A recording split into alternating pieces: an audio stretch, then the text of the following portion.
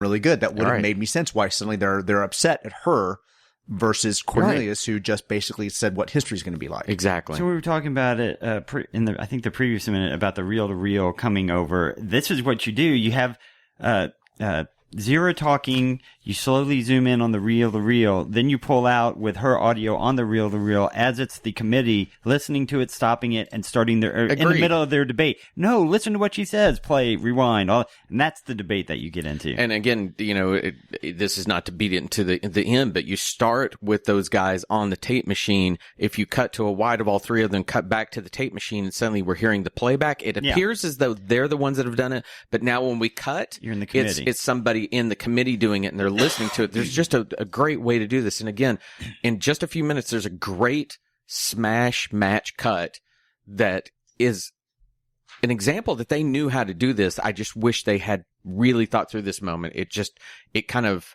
takes it falls flat, and then it picks it up again.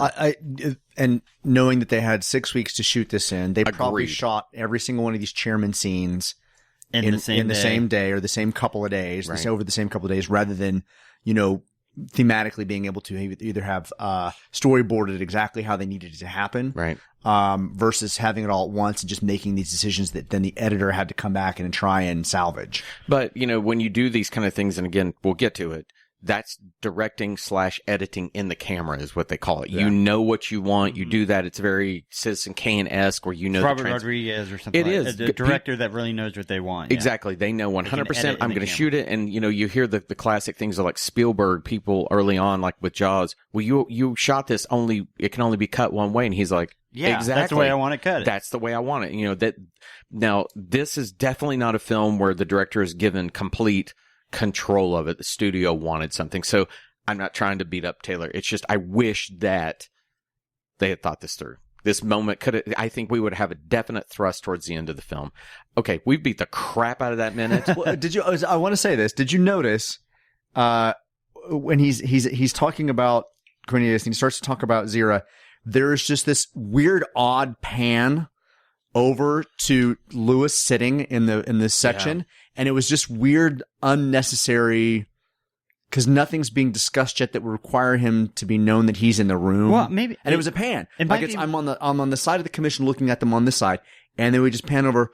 By the way, Lewis is over here. And then we're just going to pan back. I think that's showing that Hassline is on the committee. Dixon is not, even though he's in the room, but he's not part of the decision-making process. To your point, I thought the pan was weird, but what I thought could have worked, and it would require you to have more of a crane type thing, is if maybe it's a wide shot that then comes down over his shoulder, and we establish there's somebody in the audience listening. We may not know who it is yet, but it at least says he's listening in. And I think that would have probably been a better way to do that shot. Yeah. Going back and looking at the setup of the scene, for some reason they decided to pick this situation up at the top of the bleachers with high angle. We've got two gentlemen sitting in front of the commission. And like where Zira and Cornelius were sitting when they testified.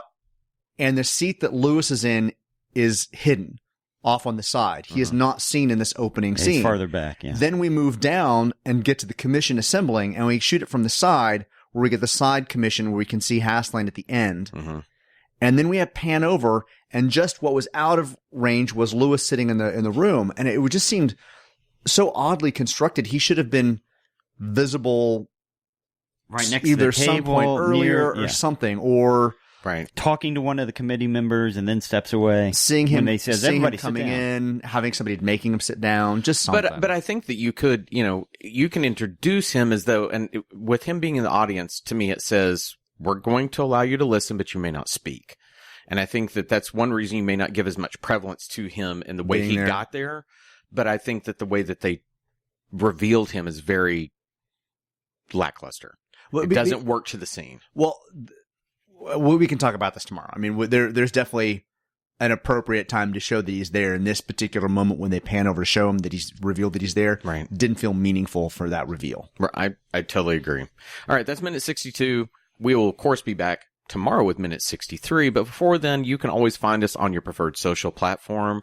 We try to put ourselves out there any way you want to find us. So Twitter and Instagram. Sorry, that sounds well. Any way you want. Sean is very revealing in the way he could.